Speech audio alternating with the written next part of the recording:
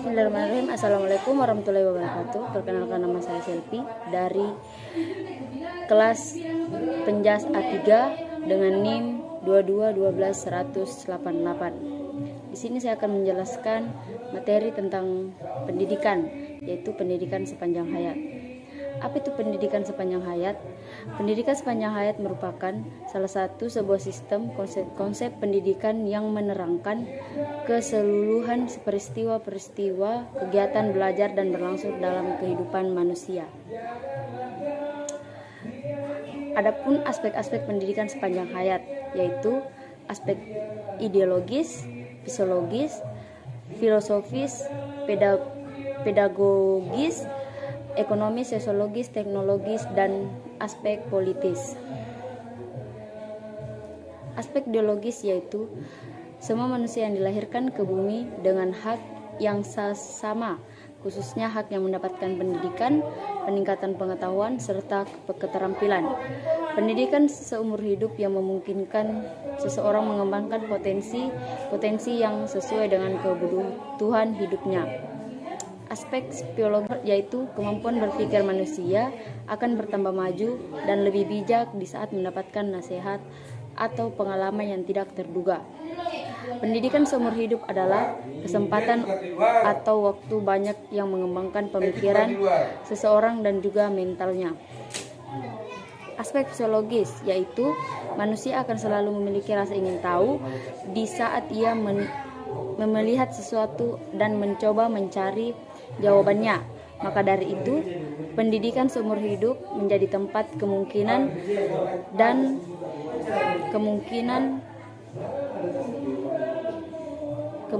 dia untuk mendapatkan jawaban lewat pengalamannya ataupun belajar otodidak, sehingga jawaban yang didapatkan menjadi landasan di suatu sikap dan keyakinannya.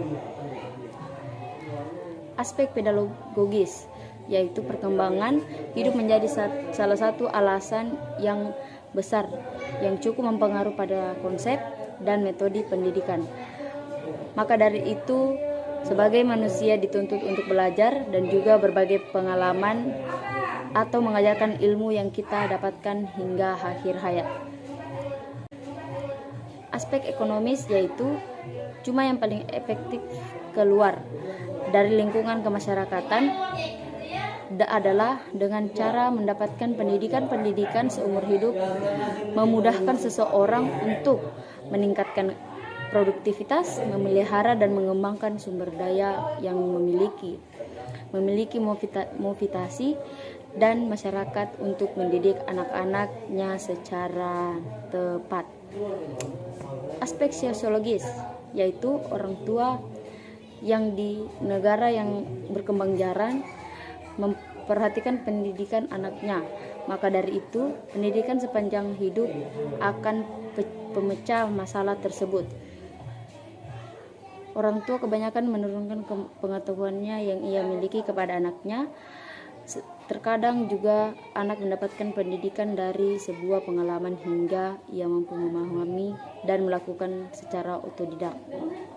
Aspek teknologi yaitu perkembangan dan kemajuan zaman. Pengetahuan dan keterampilan pun ikut berkembang.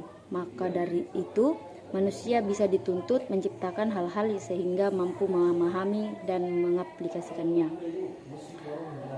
Aspek politis yaitu pada negara demokrasi hendaknya seluruh rakyat menyadari pentingnya hak milik dan fungsi pemerintah kewarganegaraan perlu dibuktikan kepada orang. Disinilah menjadi tugas pendidikan seumur hidup.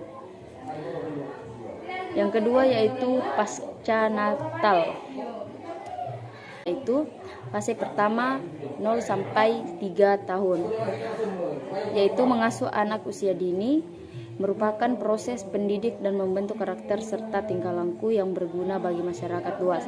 Konsep pengasuhan yang perlu dilakukan antara lain pengasuhnya perlu dilakukan antara lain pengasuhnya yang akan pengasuhan penuh rasa sayang dan pengasuhan yang berkualitas dan mencangkup stimulasi pertumbuhan psikomotorik, linguistik dan kemampuan sosioemosional anak. Yang kedua, fase prasekolah usia 4 sampai 6 tahun. Yaitu pada masa orang tua ini membantu pertumbuhan dan perkembangan jasmani dan rohani anak didik di luar lingkungan keluarga sebelum memasuki pendidikan dasar. Yang ketiga, fase usia 7 sampai 13 tahun, yaitu pada masa ini orang tua dapat mengajarkan keterampilan fisik, belajar membaca, menulis, dan menghitung, juga mengajarkan tentang hidup sehat.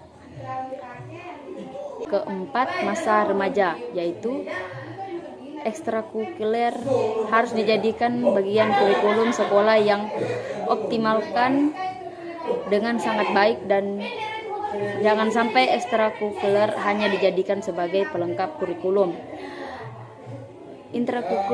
Ekstrakurikuler juga dapat membantu memaksimalkan potensi yang memiliki oleh anak dan membentuk karakter anak tersebut. Dan fase dewasa. Fase ini merupakan fase manusia dimulai matang, di mana kemampuan berpikirnya sudah memasuki tahap yang stabil. Di fase ini, manusia tahu kapan memulai untuk belajar mencari pengalaman. Orang dewasa harus mulai dari pemusatan masalah dan juga mulai untuk memiliki motivasi dari dorongan luar dan yang ketiga adalah pendidikan prenatal. Pendidikan prenatal dapat dipahami sebagai usia sadar diri calon orang tua, khususnya ibu, dalam membimbing dan memberikan pengajaran kepada janin sampai lahir, dengan tujuan untuk menciptakan kepribadian yang baik seperti kecerdasan emosional dan inteligensi. Dengan kata lain, usaha atau kebiasaan apapun yang dilakukan. Pendidikan pada masa prenatal adalah usaha sadar orang tua mengenai pendidikan yang diberikan kepada anak sebelum lahir melalui ibunya yang bersifat peneladanan. Tahap-tahap pelaksanaan pendidikan prenatal dalam Islami memilih pasangan hidup. Perkembangan prenatal terjadi dalam 3 tahap, yaitu geminal, embrionik, dan fetal. Selama tahapan prenatal ini, zigot yang awalnya hanya satu dan juga berbagai pengalaman atau mengajarkan ilmu yang kita dapatkan hingga akhir hayat. Apa perbedaan prenatal dan pasca-natal? Dilihat dari segi waktunya, periode prenatal ini merupakan periode perkembangan manusia yang paling sangat singkat. Tetapi justru pada periode inilah dipandang terjadi perkembangan yang sangat cepat dari diri individu. Periode prenatal merupakan masa yang mengandung banyak bahaya fisik maupun fisiologis. Apa tujuan perkembangan prenatal untuk calon pendidik? Yaitu secara umum, pendidikan prenatal bertujuan untuk membantu calon bayi agar tumbuh dan berkembang secara optimal dengan menciptakan berbagai kondisi atau rangsangan yang berkonduktif sebagai kesehatan fisik, psikis maupun spiritual calon bayi.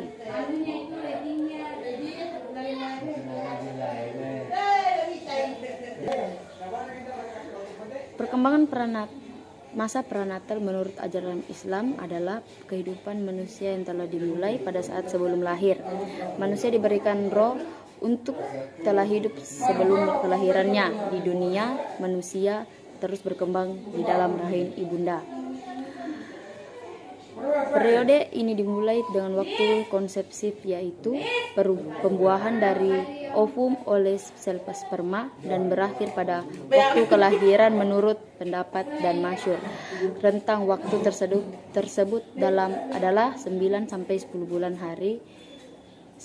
10 hari atau 280 hari. Prenatal itu sebelum lahir, saat masih di kandungan. Perinatal itu saat proses delivery, saat lahir. Postnatal itu setelah dilahirkan masih di masa-masa bayi yang sangat ringkih. Cukup sekian materi yang saya bawakan. Saya Selvi dari Prodi Penjas A3.